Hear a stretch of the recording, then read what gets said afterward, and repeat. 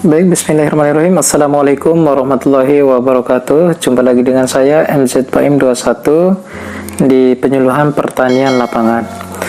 Jadi teman-teman, sini saya akan mencoba membagikan sedikit tips ya pada teman-teman semuanya. Tips apa? Yaitu tips caranya supaya tanaman cabai itu bisa berbuah lebat dan juga bisa mengeluarkan cabang-cabangnya itu menjadi rimbun ya, menjadi rimbun dan berbuah lebat ya teman-teman, sehingga menghasilkan panen yang sangat luar biasa banyaknya ya. Jadi yang pertama itu ketika bibit tanaman cabai rawit itu memiliki 3-4 daun setelah 25 hari, maka kita dapat memindahkannya ke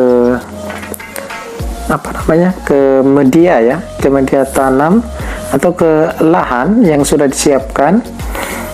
Itu yang tujuannya supaya tanaman itu perkembangan atau tumbuhnya itu lebih cepat ya teman-teman. Jadi supaya tanamannya itu tidak stres, supaya keluarkan bibitnya itu dengan hati-hati, dengan menjaga bola akarnya itu bisa utuh ya, supaya akarnya itu tidak putus. Nah itu biasanya, atau supaya menggunakan skop atau alat kebun lainnya. Pokoknya di situ kita cari aman saja ya teman-teman, supaya tanaman itu tidak gampang stres ya. Enggak hanya manusia saja ya banyak pikiran setelah itu stres, tidak, tapi dari tanaman juga itu bisa stres kalau kita tidak bisa hati-hati untuk merawatnya. Nah, terus cara membuat membuat banyak batang pada sampingnya itu, ini caranya teman-teman. Nah, setelah 3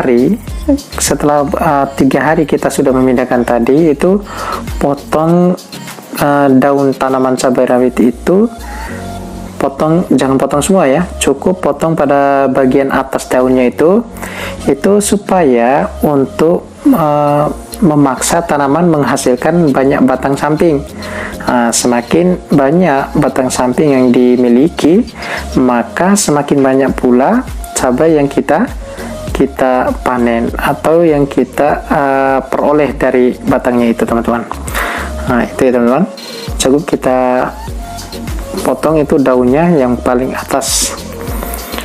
Nah terus yang selanjutnya itu perawatan sampai ke yang ke-20 hari ini teman-teman.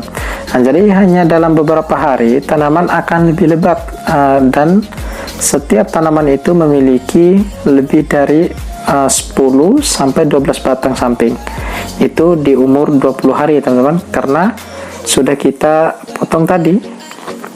Kalau sudah kita potong seperti itu, maka di umur 20 hari maka cabangnya itu akan tumbuh banyak. Nah, terus untuk pupuk yang paling bagus untuk ini untuk tanaman cabai biasanya itu ada 2 ya teman-teman. Tapi ada yang lebih bagus lagi. Nah, ini yang pakai jenis pupuk yang dapat digunakan untuk membuat tanaman cabai tumbuh dengan baik, itu pupuk urea dan NPK ya, NPK Mutiara.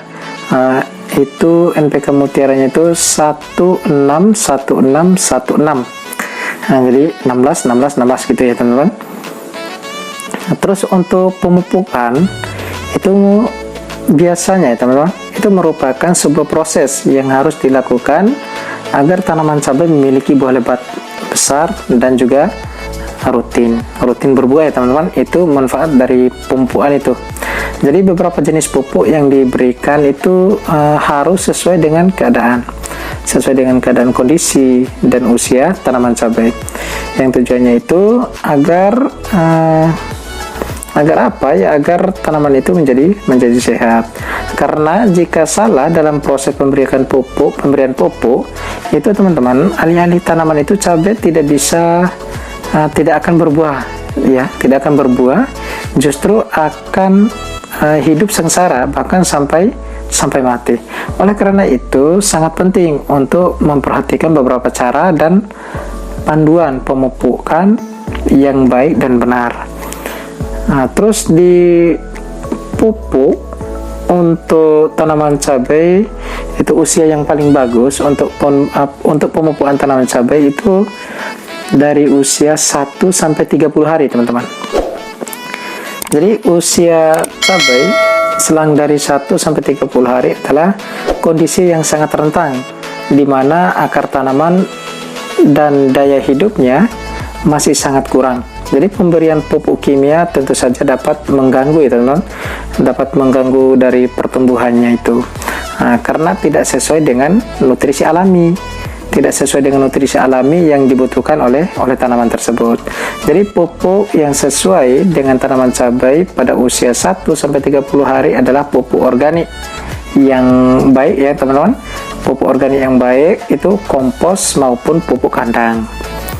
Jadi pupuk kandang yang bagaimana? Yaitu pupuk kandang bisa dari kotoran sapi, dari kotoran kambing.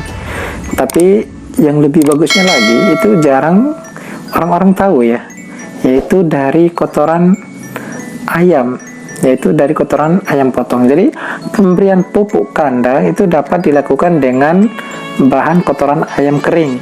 Itu sebaiknya teman-teman kotoran ayam potong yang lebih bagus, ya, itu yang sudah dijemur dan dikurangi kadar kelembabannya.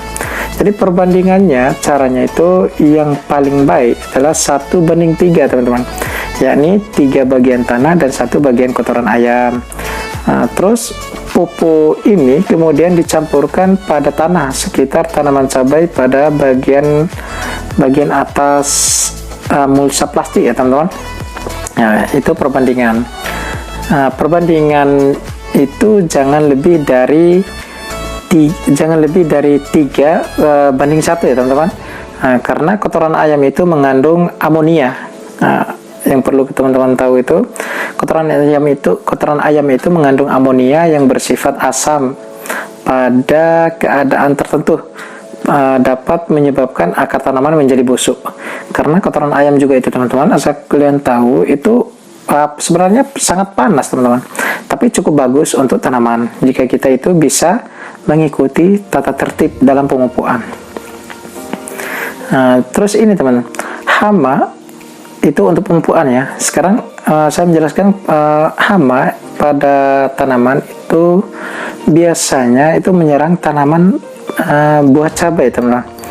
Ya, adalah hama trips kutu daun, apis kutu daun, persik, tungau kutu kebul, lalat buah, dan ulat gerayak. Trips, apis, dan tungau itu merupakan pembawa vektor penyakit keriting, ya teman-teman, yang disebabkan oleh virus. Jadi di sini saya akan mencoba membahas kepada teman-teman semuanya cara pengendalian ulat, ya, pada tanaman cabai. Jadi untuk secara alami caranya itu secara mekanis, ya teman-teman. Secara mekanis itu pengendalian dapat dilakukan dengan cara memungut ulat pada malam hari secara menyeluruh, ya. Tapi nggak mungkin juga, ya teman-teman. Terus untuk cara kultur teknis itu pengolahan tanah secara sempurna itu sangat dibutuhkan, teman-teman. Terus yang ketiga itu pemasangan perangkat imago hama. Yang kelima pemanfaatan musuh alami, ya teman-teman. Terus yang keenam itu kita pakai saja yang ini, yaitu penyemprotan insektisida, teman-teman. Jadi cukup kita menyemprot, ya, menyemprot tanaman kita sehingga hama itu bisa mati dan lari dari tanaman. Baik teman-teman, cukup sekian, ya. Mungkin ada kekurangan dari penyampaian saya, ya, boleh ditambah di bawah kolom komentar, ya teman-teman.